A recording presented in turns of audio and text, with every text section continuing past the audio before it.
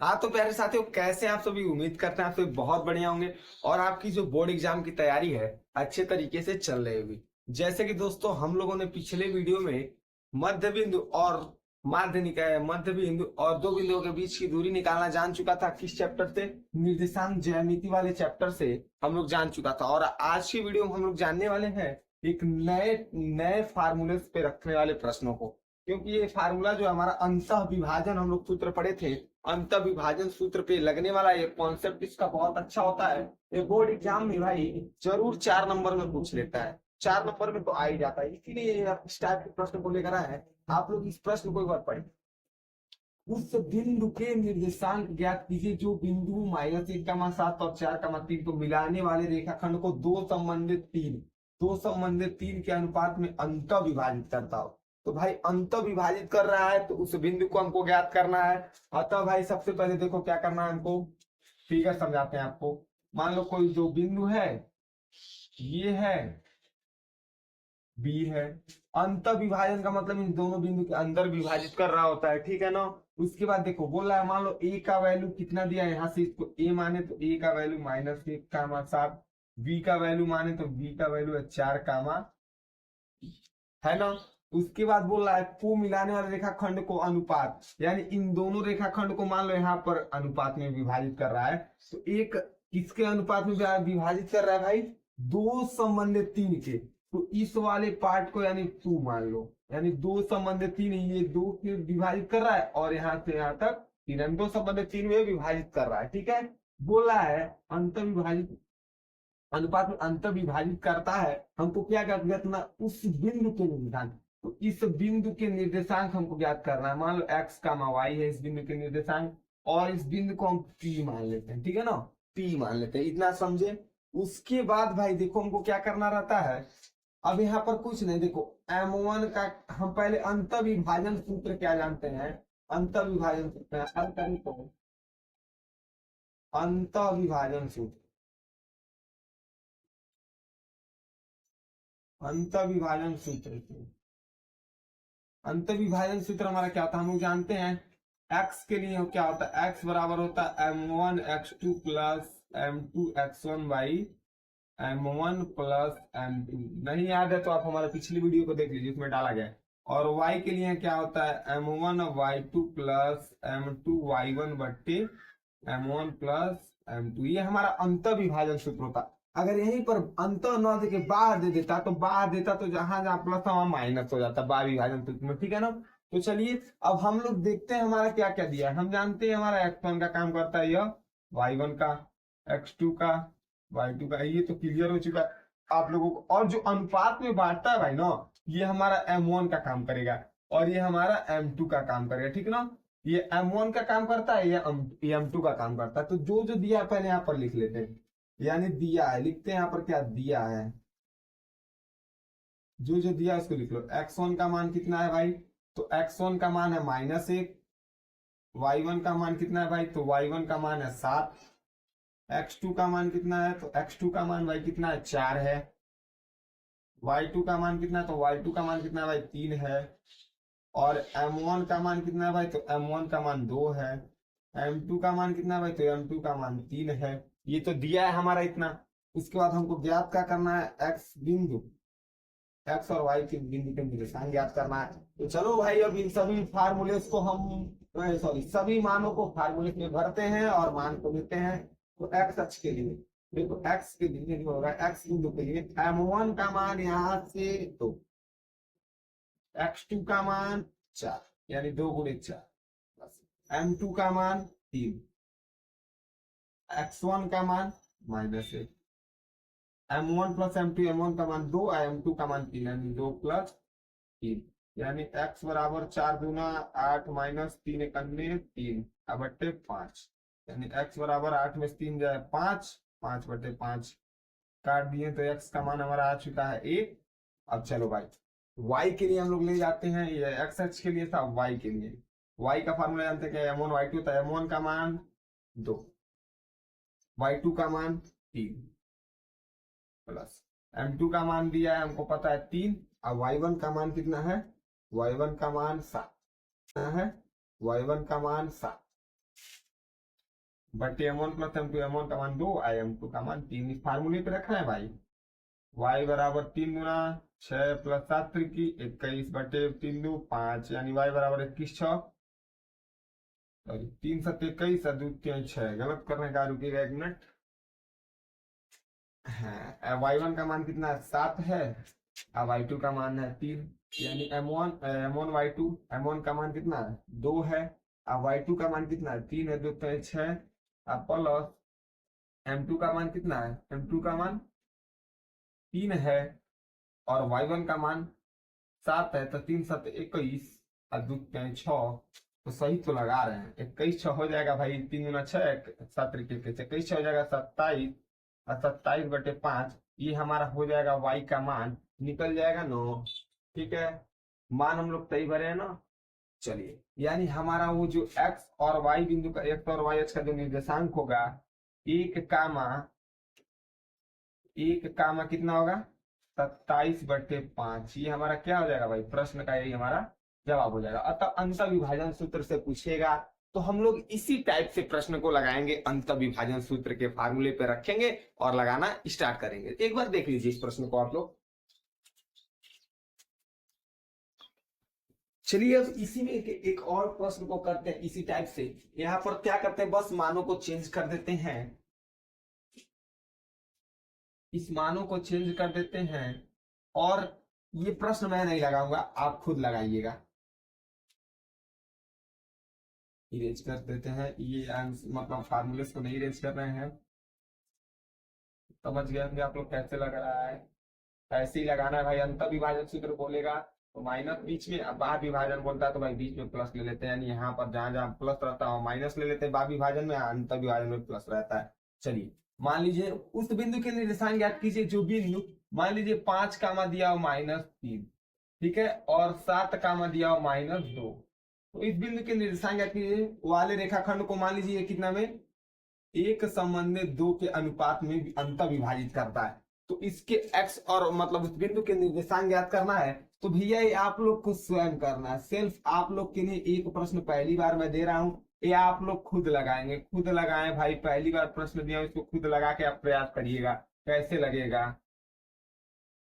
ठीक है, आप लोग खुद लगा लीजिएगा भाई, ठीक ना। चलिए तो अब हम इस टाइप के प्रश्न को छोड़ के अब मैं चलता हूं कि बिंदु त्रिभुज का क्षेत्रफल कैसे निकालते हैं, कि अगर निर्देशांक ज्यामिति में पूछता ना कि त्रिभुज का क्षेत्रफल, तो उसके बारे में अब हम लोग बात करने वाले हैं। आप लोग इस प्रश्न को नोट कर सकते हैं, उसके बाद हम लोग आगे बढ़े।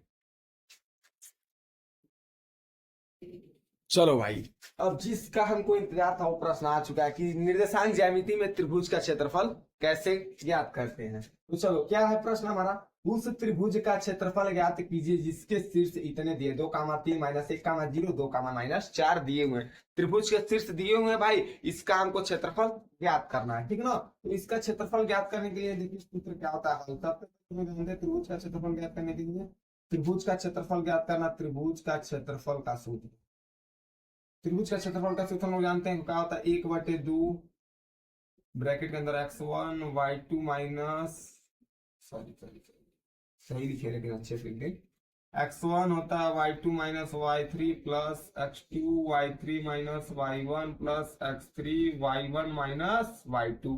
इसी सूत्र पे हम लोग क्या करेंगे, लगा देंगे, त्रिभुज का क्षेत्रफल निकाल देंगे। अब हम लोग जानते हैं कि अब हम लोग जानते हैं x1 का मान कौन है, y1 का मान कौन है, ये हमारा काम करेगा x1 का, ये हमारा y1 का, ये हमारा x2 का, ये y2 का, ये हमारा x3 का, ये y3 का। चलिए अब इन्हीं मानों को हमको भरना है इसमें, ठीक है। चलिए मानों को भरते हैं और क्षेत्रफल को निकालते हैं। 1/2, x1 का मान है 2, y2 का मान है कहाँ, यहाँ से y2 का मान है 0, माइनस y3 का मान है -4, तो माइनस ऑलरेडी है, -4 मिलके +4 हो जाएगा, प्लस x2 का मान कितना, x2 का मान यहाँ से -1 है, तो प्लस माइनस हमारा क्या हो जाएगा, आगे प्लस था माइनस में, तो -1 हो जाएगा x2 का मान। अब y3 का मान कितना है, y3 का मान यहाँ से -4 है, तो -4। अब y1 का मान कितना, 3 है, प्लस में ऑलरेडी है, माइनस है, तो माइनस प्लस माइनस का मान कितना है, 3 है, y1 का मान 3 माइनस y2 का मान कितना है, 0 है, 3 - 0। ठीक है, चलिए अभी इसी को हल कर लेंगे हम लोग। 1/2 दो, 0+4 जीरो और जीरो, 0+4 4, और 4 में 2 से मल्टीप्लाई करेंगे तो 8, -1 है, और -4 -3 -7, और -7 में -1 से मल्टीप्लाई करेंगे तो कितना आ जाएगा, +7 हो जाएगा ना। प्लस है, 3 में 0 घटाएंगे 3, और 3 में 2 से मल्टीप्लाई करेंगे 3 गुना 6 हो जाएगा। अब इसको जोड़ लीजिए, 8 7 15 6 21, यानी ऊपर हो जाएगा 21 और नीचे हो जाएगा 2 मल्टीप्लाई करने पर, यानी 21, और यहाँ पर लिखेंगे वर्ग इकाई, यानी त्रिभुज का जो हमारा क्षेत्रफल होगा, त्रिभुज का क्षेत्रफल कितना आएगा, 21 वर्ग 21/2 वर्ग इकाई आएगा भाई। ये हमारा क्या हो जाएगा, आंसर हो जाएगा।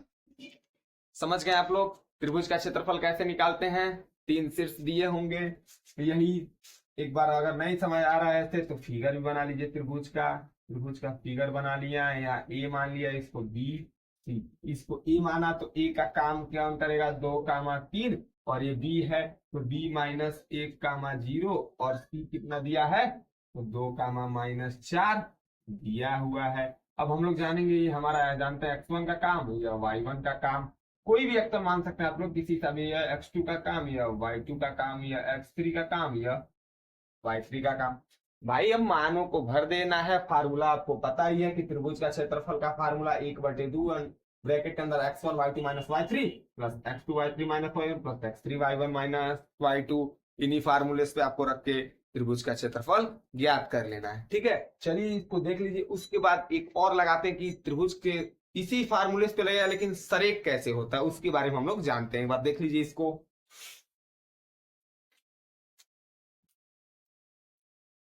ये जो हमारा है भाई 1/2 मत समझ लीजिएगा, ये हमारा y2 है, y2 ठीक है ना, y2 है, 1/2 नहीं समझ लीजिएगा। देख लीजिए, फिर से बढ़ते हैं आगे प्रश्न में।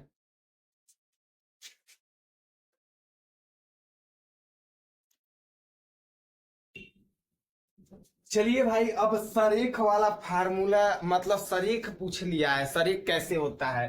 तो भाई दिया क्या है, निर्धारित कीजिए कि क्या बिंदु इतना इतना और इतना सरेखी है। तो भाई मैंने आपको बताया था कि सरेखी कब होंगे, सरेखी तभी होंगे जब हम त्रिभुज के क्षेत्रफल से ही तो निकालेंगे, लेकिन वो 0 के बराबर हो जाएगा तो सरेखी होगा। समझिएगा, हल यहाँ पर करने से पहले हम लिखेंगे क्या, सूत्र जानेंगे सरेख कैसे होता है। तो सूत्र हम लोग जानते हैं, 1/2 ब्रैकेट के अंदर x1 y2 - y3, वही त्रिभुज के क्षेत्रफल वाला, plus x2 y3 - y1 plus x3 y1 - y2, इतना जो मान आए हमारा 0 के बराबर हो जाएगा। अगर 0 के बराबर हो जाएगा तब बोलेंगे हाँ कि वह तीनों बिंदु जो है मतलब सरेखी है। ठीक है ना, चलिए लगाते हैं, अगर 0 के बराबर आता है तो सरेखी है, नहीं आता है तो सरेखी नहीं है। वही तो बोला, निर्धारित कीजिए कि क्या बिंदु, उसे भी नहीं पता, पूछा है क्या बिंदु इतना सरेखी है। अगर 0 आ गया तो है, और 0 नहीं आया तो नहीं है। चलिए सबसे पहले हम लोग मान देखते हैं, ये हमारा किसका काम करेगा। सबसे पहले भाई त्रिभुज बना लेते हैं, नहीं त्रिभुज नहीं बनाना, इसलिए ये हमारा x1 का काम करेगा, ये हमारा x1 का, ये हमारा y1 का, ये हमारा x2 का, ये हमारा y2 का, x3 का, y3 का। चलो भाई मानों को भरते हैं हम लोग, 1/2 ब्रैकेट के अंदर x1 का मान 1 है, y2 का मान, यहाँ पर 3 है, माइनस y3 का मान -11 है, माइनस यहाँ ऑलरेडी -11 तो +11 हो जाएगा। भाई मान को ध्यान से भरिएगा आप लोग इसमें, क्योंकि थोड़ा गड़बड़ी हो जाता है ना मान भरने में, इसीलिए ध्यान से। चलिए भाई बीच में है प्लस, x2 का मान कितना, x2 का मान 2 है, y3 का मान कितना, तो y3 का मान यहाँ देखिए -11 है तो -11, माइनस y1 का मान कितना 5 है, प्लस में है तो -5 हो जाएगा। x3 का मान कितना है, तो x3 का मान -2 है, प्लस यहाँ ऑलरेडी है, x3 का मान माइनस है तो प्लस माइनस क्या होता है, माइनस हो जाता है, यहाँ -2 लिख दीजिए। y1 का मान कितना है, तो y1 का मान यहाँ 5 है, y2 का मान कितना है 3 है, यानी 5 माइनस।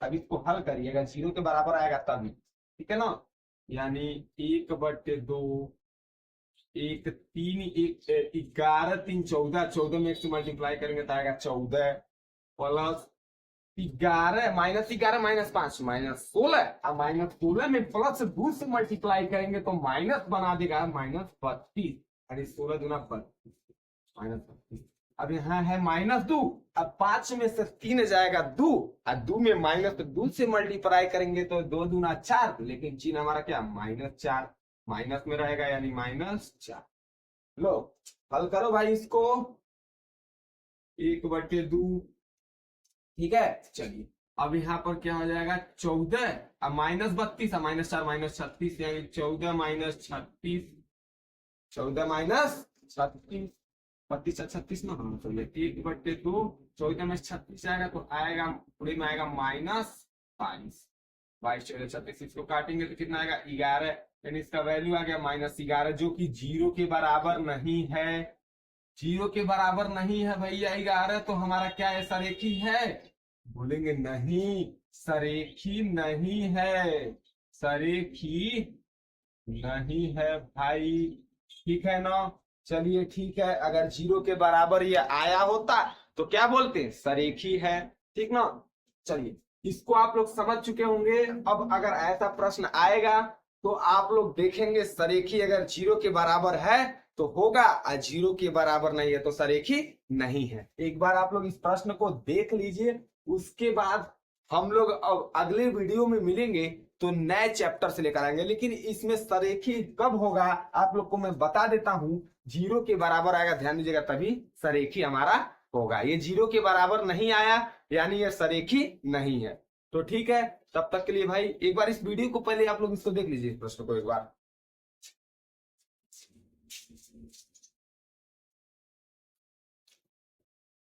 तो चलिए भाई आप लोग जान चुके हैं कि सरेख कब होगा कब सरेख नहीं होगा त्रिभुज का क्षेत्रफल कैसे निकालेंगे अंत विभाजन सूत्र क्या होता है बाह्य विभाजन सूत्र क्या होता है ये आप लोग जान चुके हैं इस वीडियो में। फिर से अब जब नए वीडियो में आएंगे तो नए चैप्टर के नए फार्मूले को स्टार्ट करेंगे क्योंकि ये चैप्टर में मात्र हमको इतना ही पढ़ना था निर्देशांक ज्यामिति में यही हमारे प्रश्न में ज्यादातर आते हैं और यही फार्मूले हमारे निर्देशांक ज्यामिति में थे।